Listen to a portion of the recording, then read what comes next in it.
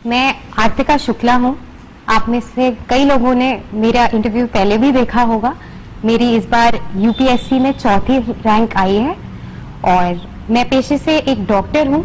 मैंने एमबीबीएस किया है, मैं एमडी कर रही थी, जिसके दौरान मुझे लगा कि मैं यूपीएससी की परीक्षा दूँ और इसलिए मैंने ये एग्ज़ाम दिया। अब आज मैंने जो भी इन पूरे एक साल में जिस तरह तैयारी की, जो भी मैंने सोचा करने का, जैसा रिजल्ट आया, इन सब से जो भी मैंने सीखा वो मैं आप सबसे शेयर करना चाहती हूँ। मैं बताना चाहती हूँ आपको। मुझे पता नहीं आपको कितना इससे फायदा होगा, लेकिन अगर आप में से किसी एक को भी इससे थोड़ा सा भी फायदा होता है तो मैं खुद को बहुत खुशकिस्मत मानूंगी।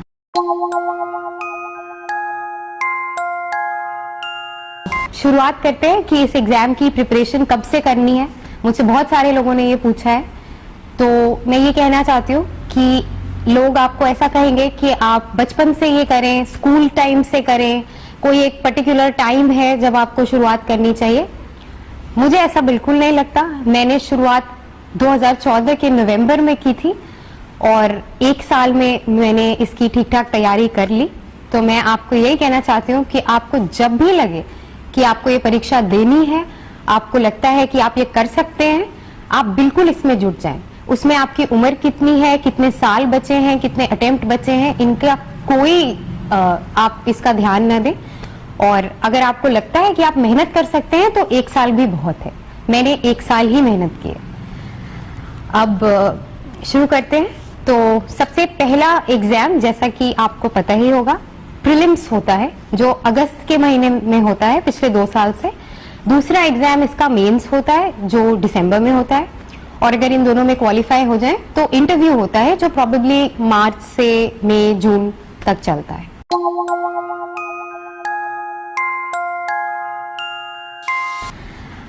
प्रीलिम्स का जो पेपर होता है उसमें 2 पेपर्स होते हैं। एक होता है CSAT या एप्टीट्यूड और एक होता है जनरल स्टडीज। प्रीलिम्स में कोई भी ऑप्शनल सब्जेक्ट का पेपर नहीं होता है, ये पैटर्न चेंज हो गए। CSAT जो है वो क्वालिफाइंग हो गया है, तो उसमें बस अब आपको 33% ही लाने की जरूरत है। उसमें ज्यादा कुछ उसकी टेंशन लेने की जरूरत नहीं है। अगर तैयारी की बात करें, जैसे मैंने करी थी वो मैं आपसे शेयर करूंगी। पेपर जो GS का होता है उसका यूपीएससी एक सिलेबस निकालती है। उस सिलेबस को आप देखें, उसमें history, geography, economics, current event, science and technology सब कुछ होता है। एक्चुअली कोई सिलेबस होता ही नहीं है। जो भी देश में चल रहा है, जो एक जनरल वेल इन्फॉर्म्ड पर्सन को पता होना चाहिए, वो सब इस पेपर में आता है। इससे घबराने की कोई जरूरत नहीं है। मैं भी बहुत घबराती थी, पर मैं ये बताना चाहती हूँ कि अगर आप एक सिंपल सा प्रोसीजर फॉलो करें तो आपके इतने नंबर आ जाएंगे कि प्रीलिम्स में आपका सिलेक्शन हो जाए। और प्रीलिम्स में अच्छा करके बहुत अच्छी रैंक का उससे कोई ताल्लुक नहीं है। प्रीलिम्स सिर्फ सिलेक्शन लेवल का एग्जाम है।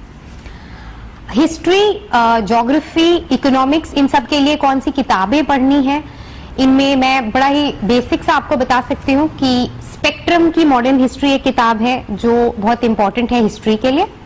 ज्योग्राफी के लिए आप एनसीईआरटीज पढ़ सकते हैं क्लास 6 से 12 तक। और इधर उधर अगर आपको थोड़ा और जानना है तो आप जीसी लियोंग भी पढ़ सकते हैं, बट उसकी उतनी जरूरत नहीं होती।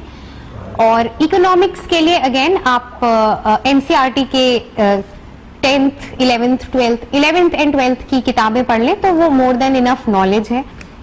इसके अलावा जो करंट इवेंट्स है उसके लिए आपको न्यूज़पेपर पढ़ना ही पढ़ना है। और मैंने सिर्फ एक ही न्यूज़पेपर पढ़ा था जो द हिंदू था। आई थिंक बहुत सारे लोग और भी न्यूज़पेपर्स पढ़ते हैं, वो आप अपने कन्वीनियंस के हिसाब से देख लें। उसके अलावा जो साइंस एंड टेक्नोलॉजी और स्पेस और डेवलपमेंट्स और ये जनरल बातें हैं, वो आपको न्यूज़पेपर के अलावा कुछ भी पढ़ने की जरूरत नहीं है। मैंने तो नहीं पढ़ी थी और उसमें ज्यादा टाइम वेस्ट करने की भी जरूरत नहीं है। मैं यही कहूंगी कि प्रीलिम्स और मेंस की तैयारी आप साथ साथ करें। दिन भर में अगर 3 घंटे आप प्रीलिम्स के लिए पढ़ रहे हैं तो मेंस के लिए 1 घंटा निकाल लें। प्रीलिम्स के वो टॉपिक ज्यादा पढ़ें जो मेंस में कोइंसाइड करते हैं। तो ऐसा करके आपकी प्रिपरेशन एक अच्छे लेवल तक आ जाएगी अगस्त में ही। इसके अलावा मैंने एक चीज जो की थी प्रीलिम्स की तैयारी में, वो था डिफरेंट कोचिंग सेंटर्स के टेस्ट पेपर्स करना। तो वो आप जरूर करें। मैंने कोई भी कोचिंग ज्वाइन नहीं की थी, मेरा कोई क्लासरूम कोचिंग का एक्सपीरियंस नहीं है। एक कोचिंग कहीं मैं गई भी थी तो मैंने 3 दिन के बाद वहां जाना छोड़ दिया था। इसलिए मैं ये कहूंगी कि आप एक बार दिल्ली जाएं एग्जाम के 2 महीने पहले, और जितने भी कोचिंग सेंटर्स जो फेमस हैं उस साल जो चल रहा है, जो टॉपर्स बोलते हैं, उन कोचिंग सेंटर्स के पेपर्स लेके वो पेपर्स घर पे करें। ये बहुत अच्छी प्रैक्टिस करा देता है। आप टाइम लिमिट में करें तो आपको बिल्कुल एग्जाम जैसा फील होता है। और कुछ 1-2 कोचिंग हैं जैसे इनसाइट्स ऑन इंडिया है, विजन आईएएस है, इनके क्वेश्चंस एक्चुअली हमारे मेन यूपीएससी के पेपर में रिपीट भी होते हैं, तो ऐसा जरूर करें। और इसके साथ सीसैट के लिए ज्यादा टेंशन लेने की अब बिल्कुल जरूरत नहीं है। उसमें बड़ा ही बेसिक 10th लेवल का मैथ्स, 10th लेवल की इंग्लिश, थोड़ा सा समझदारी, कॉम्प्रिहेंशन, वो आना चाहिए। और मुझे नहीं लगता उसके लिए किसी स्पेशल प्रिपरेशन की जरूरत होती है। अगर आपको इंग्लिश में डर लगता हो तो आप इंग्लिश की कोई किताब पढ़ ले। मैंने नहीं पढ़ी थी, इसलिए मैं आपको बता नहीं सकती कि कौन सी पढ़नी। ये सब करके आपका प्रीलिम्स खत्म हो जाएगा।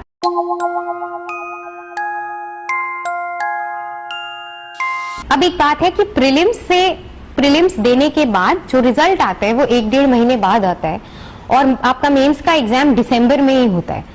तो इसलिए हम मेंस की प्रिपरेशन शुरू करने से पहले प्रीलिम्स के रिजल्ट का वेट नहीं कर सकते। तो मैंने क्या किया था कि प्रीलिम्स के बाद 1 हफ्ते का गैप लिया और उसके बाद मैंने शुरू कर दिया मेंस की तैयारी करने। आपको भी यही करना चाहिए। आपको खुद पे इतना विश्वास होना चाहिए कि अगर आपने प्रीलिम्स दिया है तो आपका सिलेक्शन होगा और हो जाएगा। Prelims is not a big problem, उसमें इतनी दिक्कत नहीं होती है। उसके बाद आता है मेंस की तैयारी। अब मेंस की तैयारी में बहुत सारा, it is a very vast thing, बहुत बड़ा है, बहुत ही स्ट्रक्चर्ड करना है, बहुत सारी चीजें इसमें सोचनी भी पड़ती हैं। तो हम इसको ऐसे देखते हैं, पेपर 1, पेपर 2, पेपर 3 और पेपर 4, इन 4 भाग में बांट के मेंस की तैयारी करते हैं। जो पेपर 1 है उसका सिलेबस आपको यूपीएससी के साइट पे मिल जाएगा। सबसे पहली चीज जो आपको करनी चाहिए वो है मेंस के सिलेबस को ध्यान में रखें, उसको याद कर लें, उसको अपने कमरे में चिपका लें, ताकि जो भी उसमें कुछ लिखा है वो अगर आपको कभी चलते फिरते, दोस्तों से बात करते हुए, न्यूज़पेपर में आते हुए कहीं भी वो लगे कि आपको कुछ उसके लायक चीज मिल रही है तो उसको आप कर सकें। तो आप सिलेबस याद कर लें। उसके बाद बात आती है प्रिपरेशन की। पेपर 1 जो है उसमें आता है हिस्ट्री, ज्योग्राफी, थोड़ा सा डिजास्टर मैनेजमेंट और 1-2 टॉपिक्स और होते हैं, सोशल डेवलपमेंट, सोसाइटी का प्रेजेंस और वुमेन का उसमें क्या रोल है, और ये सारी चीजें कुछ बड़ा सा सिलेबस है यूपीएससी के साइट पे, वो आप पढ़ें। पेपर 1 के लिए मैंने जो किया था वो मैं आपसे शेयर कर सकती हूँ। हिस्ट्री में मैंने बिपिन चंद्रा की जो 2 किताबें हैं, इंडिया स्ट्रगल फॉर इंडिपेंडेंस और पोस्ट इंडिपेंडेंस पे, वो दोनों पढ़ी थी। मैंने रामचंद्र गुहा की इंडिया आफ्टर गांधी भी पढ़ी थी, पर वो एग्जाम के लिए ज्यादा इंपॉर्टेंट नहीं है। अगर आपके पास टाइम है और आपको पढ़ने का शौक है तो वो किताब जरूर पढ़ें, वो बहुत इंटरेस्टिंग किताब है। ज्योग्राफी के लिए मैं ये कहूंगी कि अगर आपको एक बेसिक ज्योग्राफी का सेंस प्रीलिम्स तक हो जाना चाहिए, उसके लिए आप NCERT 10th, 11th, 12th, 9th, आपको जहां भी लगे कि आपको पढ़ने की जरूरत है वो पढ़ लें। 11th और 12th की एनसीईआरटी बहुत इंपॉर्टेंट है। उसके एडिशन में आप जीसी लियोंग पढ़ें, मैंने वो पढ़ा था। फिजिकल पार्ट, एटलीस्ट पार्ट 1 उसका आप बहुत अच्छे से पढ़ें। आजकल तो क्वेश्चंस मेरे पेपर में नहीं आए थे लेकिन आ सकते हैं, तो उसको अच्छे से पढ़ें। उसके अलावा वर्ल्ड ज्योग्राफी और इन सब का आपको ऑनलाइन बहुत सारा मटेरियल मिल जाएगा, तो दैट इज वेरी हेल्पफुल। मैंने एक मृणाल की साइट है, एक इनसाइट्स ऑन इंडिया है, इन पे ज्योग्राफी के लेक्चर्स बहुत ध्यान से पढ़े थे, मैंने उनके वीडियोस भी पढ़े थे, तो वो एक इम्पॉर्टेंट एस्पेक्ट है उसका। थोड़ा सा आप ले सकते हैं इंटरनेट का help in geography.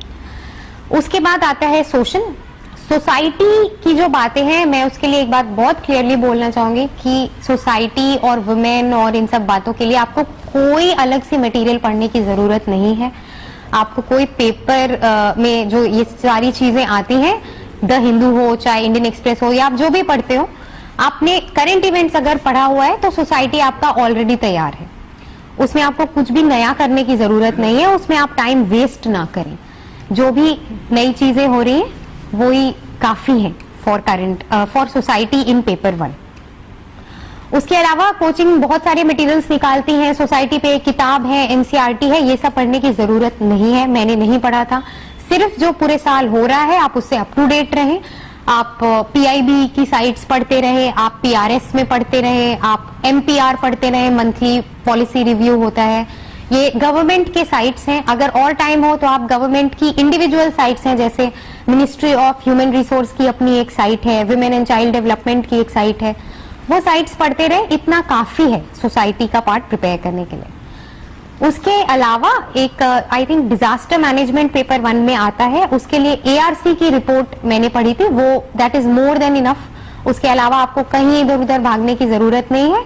In addition अगर कोई डिजास्टर कंट्री में हुआ है, कहीं अर्थक्वेक आया है, कहीं फ्लड्स आए हैं, तो न्यूज़पेपर से आपका वो प्रिपेयर होता रहे। तो पेपर 1 का इतना हुआ।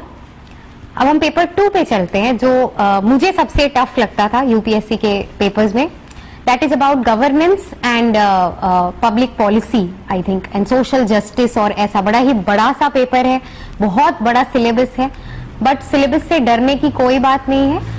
आपको सिलेबस याद कर लें। सबसे पहले एक बेसिक बुक जो है वो है लक्ष्मीकांत, मैंने वही पढ़ी थी प्रीलिम्स के लिए, और वही आपको मेंस के लिए भी एक बार दोहरानी होगी। उसके बाद जो भी टॉपिक्स आते हैं उनके बारे में आप या तो किसी कोचिंग सेंटर से वो मटेरियल लेके पढ़ें, या उससे बेटर तरीका क्या है कि आप उन टॉपिक्स को गूगल पे डाल दें और जो भी रिजल्ट आए आप वो ऊपर ऊपर से पढ़ लें। जो आपके करंट इवेंट्स चल रहे हैं, जो हिंदू में खबरें आ रही हैं, वो सारा आप ऊपर से पढ़ लें। और उनसे इन एडिशन अगर कुछ नहीं मिल रहा है तो आप गवर्नमेंट की मिनिस्ट्रीज की साइट्स पे जाएं और उनसे पढ़ते रहें। Monthly policy review again very important. योजना एक गवर्नमेंट का मैगजीन है, 10 रुपए की आती है, बहुत इंपॉर्टेंट है। योजना मैगजीन आपको जरूर पढ़नी है, उससे पेपर 2 ऑलमोस्ट प्रिपेयर हो जाता है। इन एडिशन पेपर 2 में सोशल डेवलपमेंट और ऐसे कुछ कुछ टॉपिक्स हैं जिनके लिए आपको बड़ा फोकस होके पढ़ना पड़ेगा। जो ministry of social justice and empowerment है, कोई जुवेनाइल लॉ आया है, कोई लड़कियों पे लॉ आया है, कुछ सुप्रीम कोर्ट में चल रहा है, ये सब आपको थोड़ा सर्च करके देखना होगा। मैंने इंटरनेट का बहुत यूज किया था पेपर 2 में, तो मैं यही कहना चाहूंगी कि बेटर है कि आप जो कोचिंग के मटेरियल्स आते हैं या जो कोचिंग में पढ़ाते हैं कि भाई टॉपिक है एम्पावरमेंट ऑफ वुमेन या स्टेट लेजिस्लेचर, तो अब इस पे आप थ्योरी के 20 पन्ने पढ़ रहे हैं, 50 पन्ने पढ़ रहे हैं, इनका कोई यूज नहीं है। यूपीएससी में अब ऐसे सवाल ही नहीं आते जो आप किसी किताब में पढ़ के आंसर वहां कर पाए। आप न्यूज़पेपर पढ़ें, मैंने जो साइट्स बताई आप वो साइट्स देखते रहे। आप खुद सोचें, अभी अगर कोई लॉ आया है उसके क्या प्रोज एंड कॉन्स होंगे, आप गूगल पे डाल दें advantages of the recent amendment, आपको खुद 4-5 टॉपिक्स मिल जाएंगे, 4-5 न्यूज़पेपर के एडिटोरियल्स मिल जाएंगे। उसको पढ़ें, अपना एक व्यू बनाएं, उसको शॉर्ट करें और अपनी कॉपी में, या अगर आप ऑनलाइन नोट्स बनाते हैं तो शॉर्ट करके 1 पैराग्राफ 2 पैराग्राफ्स में उसको लिख दें। इस तरह आपको पेपर 2 करना है। पेपर 2 रिक्वायर्स बहुत ज्यादा डिटर्मिनेशन और फोकस। वो आपको डे 1 से डे लास्ट तक करना है और एंड तक आपको लगेगा कि मैंने कुछ पढ़ाई नहीं की है, बट यही सही तरीका है। आपको बहुत सारे लोग कहेंगे कि ये किताब पढ़ लो, ये कोचिंग कर लो, ये टेस्ट पेपर कर लो, ऐसा मत करिए। मैंने ऐसा नहीं किया था।